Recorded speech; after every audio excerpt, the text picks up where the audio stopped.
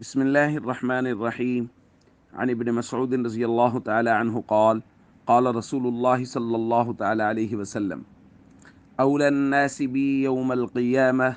अक्सरुहुम अलैहि सलाता रवाहु तिर्मिज़ी। नबी करीम सल्लल्लाहु अलैहि वसल्लम ने इरशाद फरमाया, क़यामत के दिन मुझसे लोगों में सबसे ज़्यादा करीब वो शख्स होगा जो मुझ पर सबसे ज़्यादा दुरूद भेजेगा। दोस्तों, क़यामत के दिन की हौलनाकी, सख्ती और वहशत ऐसी है कि जब उम्मतें अम्बिया के दरबार में जाएंगी कि अल्लाह से अर्ज़ कीजिए कि अल्लाह हिसाब व किताब का सिलसिला शुरू फरमाएं,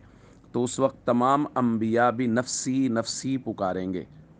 उस हौलनाकी के आलम में अगर कायनात के लोगों के लिए कोई जाए पनाह होगी, कोई बचने की या अमन की जगह होगी, तो वो सारे नबी भी कहेंगे कि वो मोहम्मद सल्लल्लाहु अलैहि वसल्लम का मुबारक दरबार है। और हुजूर अलैहिस्सलातु वस्सलाम का पड़ोस और क़ुर्ब जिस शख्स को भी हासिल हो जाएगा, वो क़यामत की हौलनाकियों और वहशतों से बिल्कुल मामून हो जाएगा। और अल्लाह के नबी सल्लल्लाहु अलैहि वसल्लम अपने क़ुर्ब का तरीक़ा बयान फरमा रहे हैं कि मेरे सबसे ज़्यादा करीब क़यामत के दिन वो शख्स होगा जो कसरत से सबसे ज़्यादा मुझ पे दुरूद पड़ेगा।